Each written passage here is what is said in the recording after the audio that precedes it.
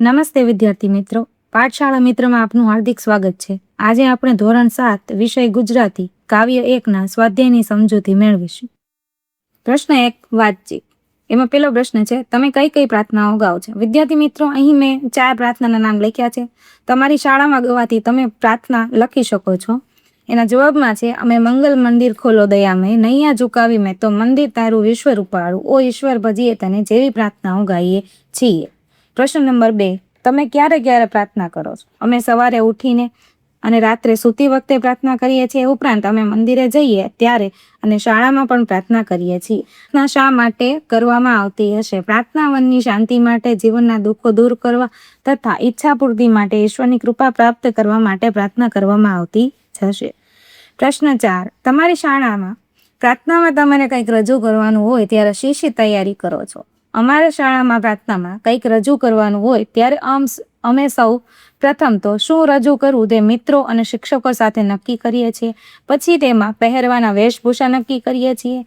ત્યારબાદ જે કૃતિ રજૂ કરવાની હોય તેને સંગીત અને અભિનય સાથે તૈયાર કરવા માટે નિયમિત તેનો અભ્યાસ કરીએ છીએ અને આત્મવિશ્વાસપૂર્વક તેને પ્રાર્થનામાં રજૂ કરીએ છીએ. પ્રશ્ન નંબર 2, યોગ્ય વિકલ્પ પસંદ કરીને વાક્ય પૂર્ણ કરો. એમાં છે પહેલું, માન્યા પોતા સમ સહુને એટલે. એમાં આવશે અ, પોતાના જેવા જ માનવા. બીજો પ્રશ્ન, સદા અમારા અંતરમાં એટલે. બ, હંમેશા અમારા હૃદયમાં રહો. ત્રીજું છે, ક્ષમા સિંધુને વંદન હો એટલે. એમાં આવશે ક, ક્ષમાના સાગરને નમન હો.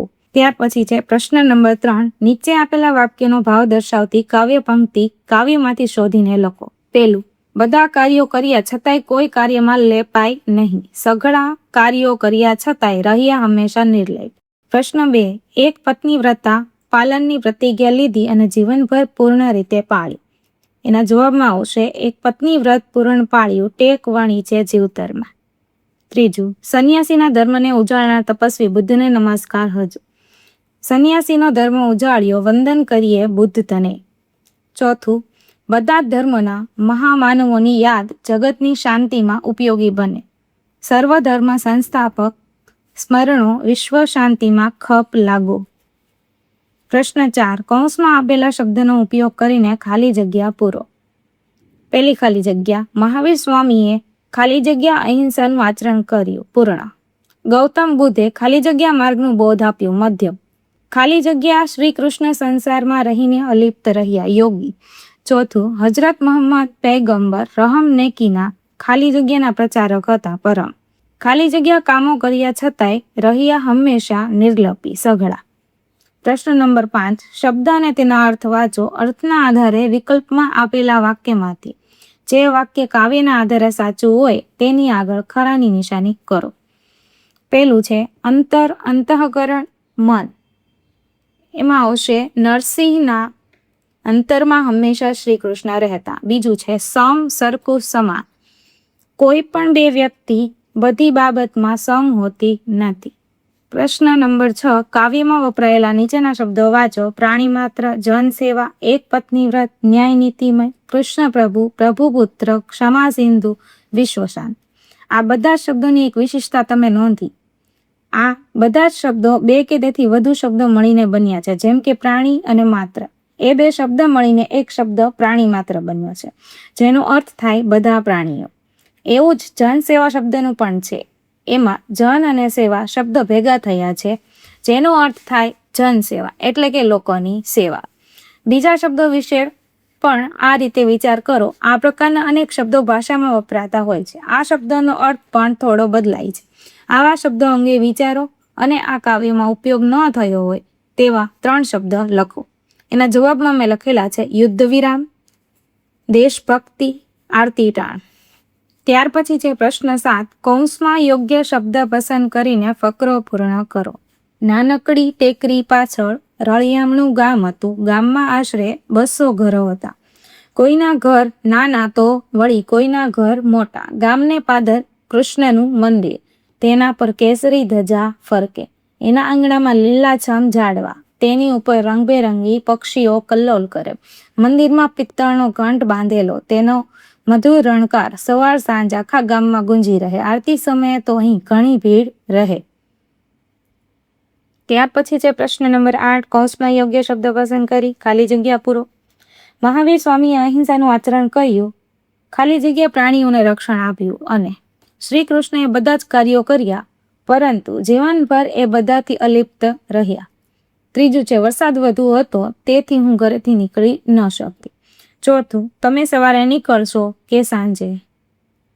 પ્રશ્ન નંબર 9, યોગ્ય સંયોજક મૂકી વાક્યને ફરી લખો, એટલે કે 2 વાક્યને જોડવા. સંયોજક મૂકવું એટલે પહેલું છે, મેં એને કહ્યું નહોતું છતાં તેણે મારું કામ કરી નાખ્યું. બીજું, ગુરુવારે જો શાળામાં રજા હોય તો આપણે પુસ્તક મેળામાં જઈશું. ત્રીજું, છત્રી હતી તો સારું થયું, નહીતર હું પલળી ગયો હોત. ચોથું, જો સાહેબ કહેશે તો આપણે બાલસભા ગોઠવીશું. પાંચમું, કાલે હું મારા દાદા સાથે દવાખાને જવાનો છું એટલે હું રમવા નહીં આવું. ફકરામાં યોગ્ય વિરામ ચિહ્નો મૂકી તેનું સુલેખન કહે. વિદ્યાર્થી મિત્રો, મેં અહીં વિરામ ચિહ્નો દર્શાવેલ છે. પ્રશ્ન નંબર 11, ચર્ચા કરો, લખો અને રજૂ કરો. પ્રશ્ન 1 એનો અહિંસાનો ભાવ રાખવો જ જોઈએ. એટલે મારા મતે અહિંસા એટલે મન, વચન કે કર્મથી કોઈનું ખરાબ ન કરવું. આપણે આપણી વાણી દ્વારા, વિચાર દ્વારા કે તન દ્વારા કોઈને હાનિ પહોંચાડવી ન જોઈએ. તેને અહિંસા કહેવામાં આવે છે. ભારતમાં ગાંધીજીને અહિંસાના પૂજારી તરીકે ઓળખવામાં આવે છે. આપણે અહિંસાનો ભાવ રાખવો જ જોઈએ, કારણ કે અહિંસા દ્વારા મોટી લડાઈઓ જીતી શકાય છે અને સૌનું કલ્યાણ થાય છે. બીજો પ્રશ્ન, પ્રાણીઓ બોલતા હોત તો. જો પ્રાણીઓ બોલતા હોત તો આપણે તેમની વેદના, મનોભાવના, લાગણીઓ સમજી શકે. તેઓ પોતાની તકલીફ જાણ આપણે કરી શકે અને આપણે તેઓને સારી રીતે મદદ કરી શકે. ત્રીજો પ્રશ્ન, સર્વધર્મ સમભાવ વિશ્વ શાંતિનો માર્ગ. એના જવાબ છે, સમગ્ર વિશ્વમાં લોકો અલગ અલગ ધર્મો પાળે છે. બધા ધર્મો પાળવાની રીત અલગ અલગ હોય છે, પરંતુ બધા ધર્મોનું હાર્દ એક જ છે. બધા ધર્મોનું સત્ય એક જ છે અને તે છે ઈશ્વર. કોઈ ઈશ્વર કહે, કોઈ અલ્લાહ કહે કે કોઈ જીસસ કહે, પણ અંતે તો બધા જ એક જ છે. આ વાત જો બધા ધર્મ પાળવા વાળા સમજી જાય તો સર્વધર્મ સમભાવ રાખે તો વિશ્વ શાંતિનો માર્ગ છે એ ખુલી જાય. પ્રશ્ન નંબર 12, પ્રશ્નના જવાબ લખો. એમાં પહેલો પ્રશ્ન છે, કાવ્યમાં ક્યાં ક્યાં મહામાનવોનો ઉલ્લેખ થયો છે? કાવ્યમાં મહાવીર, બુદ્ધ, રામ.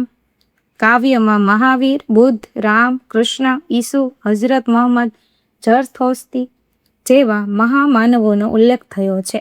બીજો પ્રશ્ન, રામને અંતરમાં રાખવાની વાત કેમ કરી હશે? રામને મર્યાદા પુરુષોત્તમ તરીકે ઓળખવામાં આવે છે. રામે આજીવન એક પત્ની વ્રત પાળ્યું હતું. તેઓ ન્યાય અને નીતિને વરેલા હતા, એટલા માટે રામને અંતરમાં રાખવા જોઈએ. ત્રીજો પ્રશ્ન, કાવ્યનો મુખ્ય સંદેશ શું છે? રામ, કૃષ્ણ, મહાવીર, બુદ્ધ આ બધા મહામાનવોનું જીવન જ આપણે શ્રેષ્ઠ જીવન જીવવાની પ્રેરણા આપે છે. આ મહામાનવોનું જીવન જ સંદેશ છે. આ કાવ્યનો મુખ્ય સંદેશ આ છે. ચોથો પ્રશ્ન, શ્રી કૃષ્ણને યોગી કેમ કહ્યા હશે? વિશ્વ કલ્યાણના સમગ્ર કાર્યો કર્યા પછી પણ તેઓ હંમેશા નિર્લેપ રહ્યા, તેથી શ્રી કૃષ્ણને યોગી કહ્યા છે.